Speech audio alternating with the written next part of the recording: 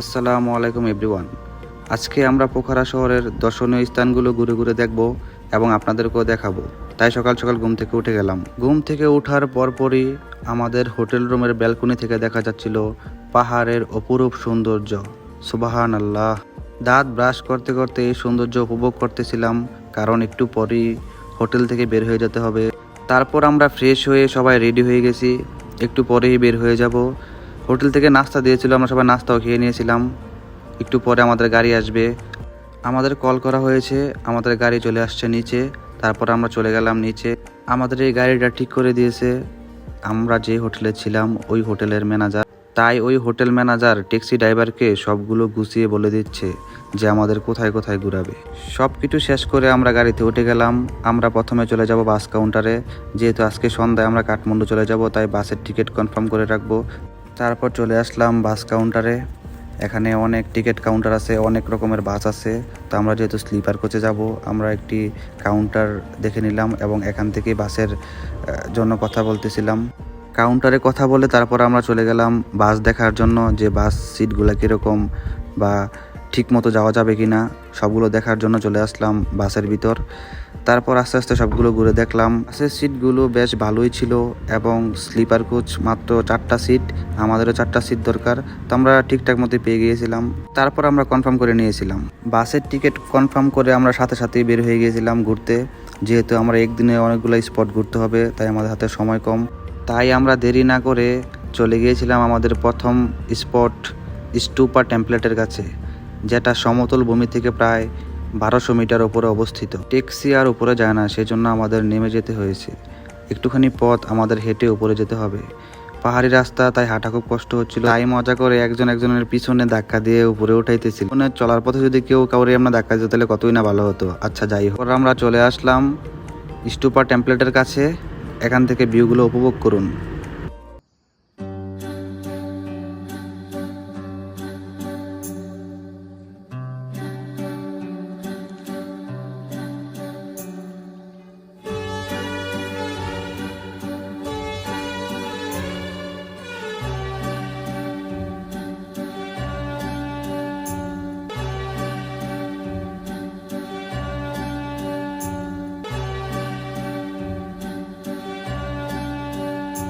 সেখানে বেশি লেট করি নাই, কিছু ছবি ভিডিও করে তারপর চলে যাচ্ছে আমাদের পরবর্তী গন্তব্য গুপ্তেশ্বর মহাদেব পর্যটন কেন্দ্রে।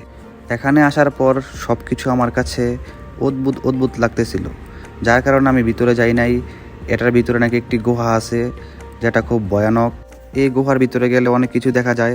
তো আমার কাছে ভালো লাগতেছিল না, অদ্ভুত লাগতেছিল, ভয় লাগতেছিল, সেজন্য যাই নাই। ওপর থেকেই এটার সৌন্দর্যটা উপভোগ করলাম এবং সব কিছু ঘুরে দেখলাম।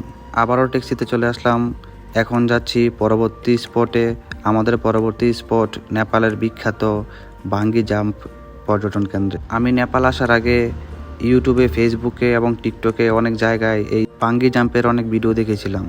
তখন আমার কাছে খুব ভালো লেগেছিল এবং আমার শখ ছিল যে আমি নেপাল গেলে এই স্পটটাতে যাব। তারপর আমরা চলে আসলাম বাঙ্গি জাম্প পর্যটন কেন্দ্রে। এখানে আসার পর সবগুলো ঘুরে ঘুরে দেখতেছিলাম এবং ধারণা নিতেছিলাম যে কিভাবে বাঙ্গি জাম্প দেওয়া হয়, কিভাবে তাদেরকে গাইড করা হয়, সবগুলো দেখতেছিলাম ঘুরে ঘুরে। দেখতে দেখতে চোখে পড়লো একটা মেয়ে বাঙ্গি জাম্প দিতে গেছে। তো এটা দেখার জন্য খুব এক্সাইটেড ছিলাম। মেয়েটা যখন প্রস্তুত হয়েছে জাম্প দেওয়ার জন্য, এদিকে তার বাবা মা উপরওয়ালার কাছে প্রার্থনা করছে। প্রার্থনা করারই কথা, কারণ এগুলো খুব ভয়ানক কাজ, আমি খুব ভয় পাই এগুলাকে।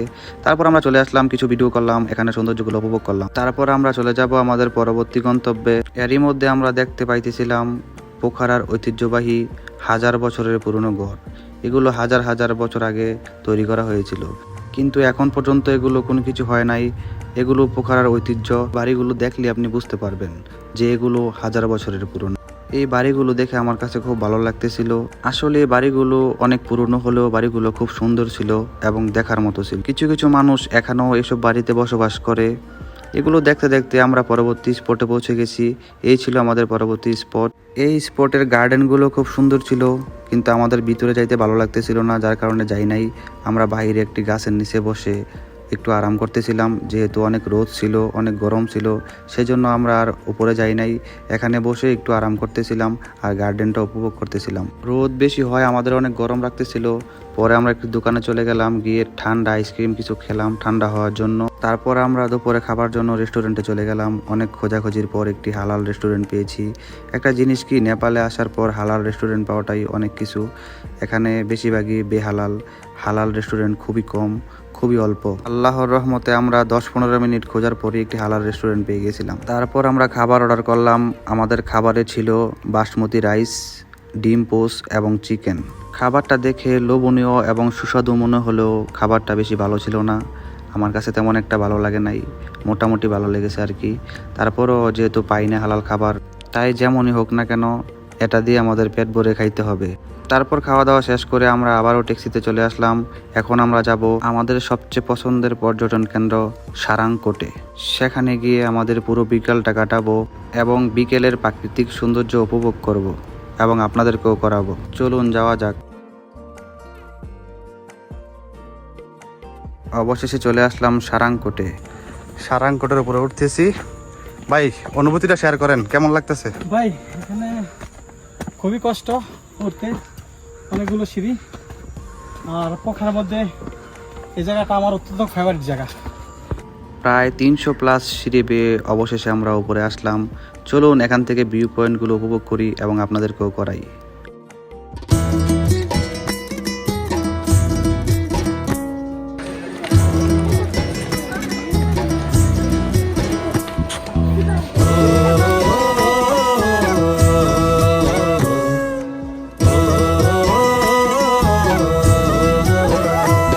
চল পাহাড় যাব, জুম ঘরে ঘুম দেব খুব।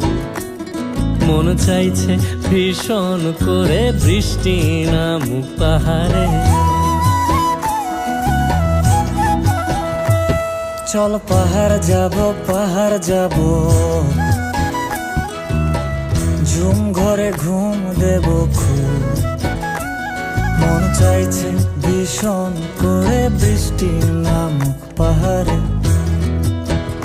মন চাইছে ভীষণ করে বৃষ্টি নামুক। আরো একবার চলো ফিরে যাই, পাহাড়ের ওই বুকেতে দাঁড়াই, আকাশের হাতছানিতে সারা দিই। কি হবে না ভেবে আরো একবার হাত ছুঁয়ে দেখ, আজও আমাদের ইচ্ছেগুলো এক। আমি জানি তুই আজকের মতো সারাংকোট থেকে বিদায় নিচ্ছি। আমরা আরও একটি স্পটে যাব, কিন্তু দুঃখজনক ফোনে চার্জ নাই, যার কারণে আমরা ওইটা স্পটটা ভিডিও করতে পারবো না। তো এতটুকু ছিল আজকের ব্লগ। সবাই ভালো থাকবেন, সুস্থ থাকবেন। আল্লাহ হাফেজ, আসসালামু আলাইকুম।